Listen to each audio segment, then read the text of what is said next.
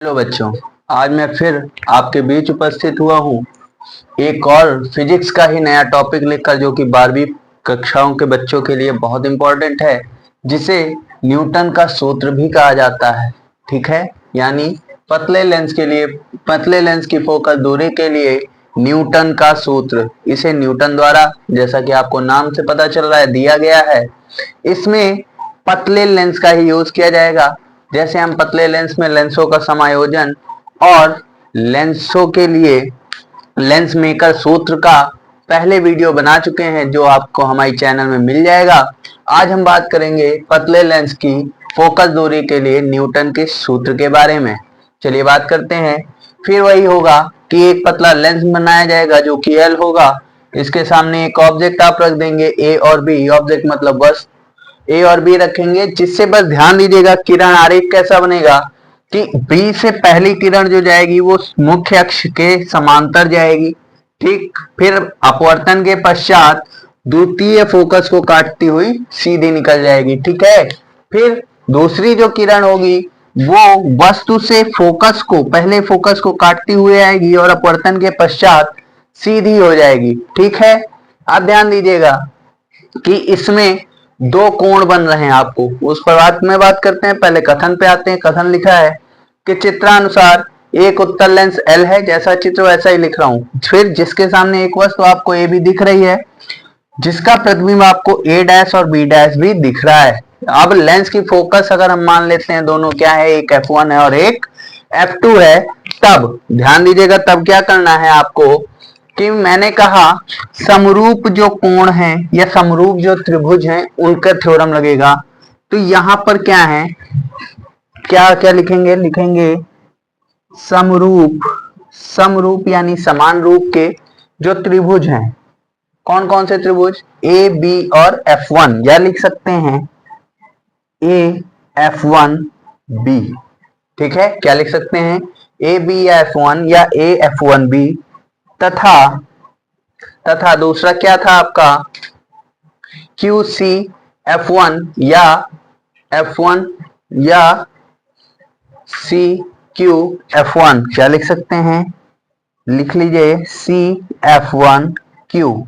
ठीक है, क्योंकि कोण को आप बीच में रखते हैं। ठीक है, में समरूप त्रिभुज ए एफ वन बी तथा सी F1 क्यू में। ठीक है, क्या हो जाएगा, जब समरूप होते हैं ना बेटे, तो ध्यान देना, हम रफली बता रहे हैं आपको, जब समरूप होता है तो लंबाई अनुपात लंबाई के होता है और आधार अनुपात आधार होता है। ठीक है, आधार अनुपात आधार किसी भी त्रिभुज में। तो ध्यान दीजिएगा, जो आपकी लंबाई बन रही है, लंब जो बन रहा है वो क्या बन रहा है, ए बी। क्या बन रहा है, ए और बी लिख लेंगे, ए बी अपॉन में। अब इसका ले लिया तो दूसरे का भी हमें लंबाई लेनी। दूसरी लंबाई क्या थी, ये थी, यानी सी क्यू बराबर क्या हो जाएगा, आधार बोला मैंने ए से F1, यानी ए F1 बटे सी F1। क्या, सी F1। ध्यान दीजिएगा, जो त्रिभुज आप पहले लेंगे उसी को ऊपर और जो बाद में लेंगे उसे आप नीचे लिखेंगे। ठीक है, ठीक, आगे चलते हैं। ये हो गया आपको लेंस के एक तरफ के लिए। आप चलते हैं दूसरे त्रिभुज में, जो कि दूसरा भी क्या है, समरूप है। तो लिखेंगे इसी प्रकार, क्या लिखेंगे, इसी प्रकार समरूप त्रिभुज। क्या है इधर त्रिभुज भाई, पी F2 और C। क्या है, पी F2 और C तथा तथा A dash F2 B dash. ठीक है, ये दो समरूप त्रिभुज हैं। इसमें भी वही होगा, लंब बटे लंब, यानी लंब क्या है, P अपॉन C। तो सॉरी, पी सी लंब है और इधर हो जाएगा A dash B dash. CP या PC आप जो लिखना चाहेंगे वो लिख लेंगे। ठीक है, फिर बराबर में बात करते हैं। तो बराबर में जब बात करोगे आप तो आधार की बात आती है, यानी CF2 upon A dash F to.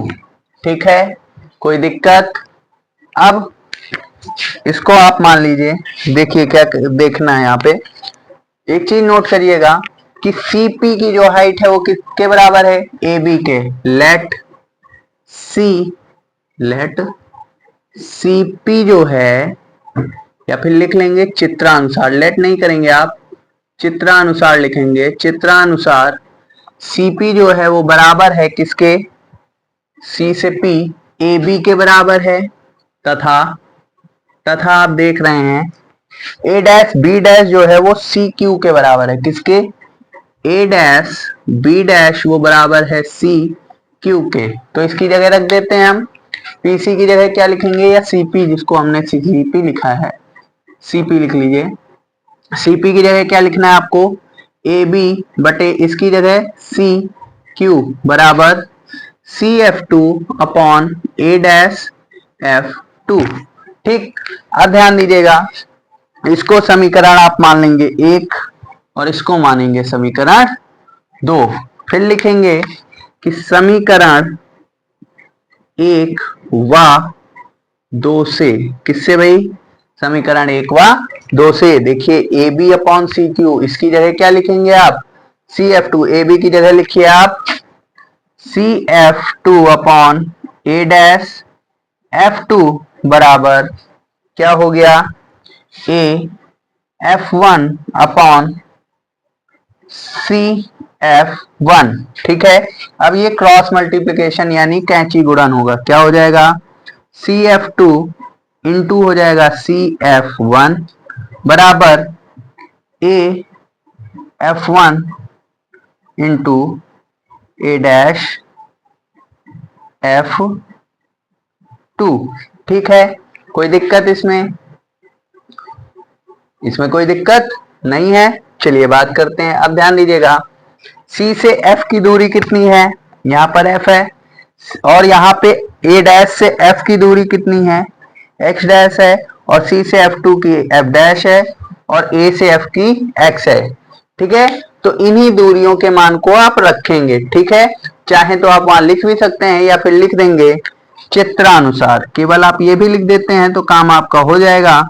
चित्रानुसार आप क्या रखेंगे, या मैं एक काम करता हूं लिख ही देता हूं। ठीक है, क्या हो जाएगा, सी एफ टू बराबर है, F2 है ना, यानी इधर के जितने होंगे सब माइनस में, C से F2 की डिस्टेंस है माइनस का F और डैश। ठीक, फिर दूसरा क्या है, CF1 कॉमा CF1 बराबर हो गया, F1 यानी उधर है तो उसे पॉजिटिव मानेंगे F, फिर कॉमा AF1 ये भी उधर हो गया तो X और AF2 ये हो जाएगा आपका, AF2 हो जाएगा X डैश, वो भी माइनस का, क्योंकि F2 की तरफ है, यानी द्वितीय फोकस की तरफ अगर होगा तो माइनस का, और पहले की तरफ है तो प्लस का लेंगे। ठीक है, अब इन्हीं मान को आप रख दीजिए, CF2 की जगह रखना है आपको माइनस का F डैश इंटू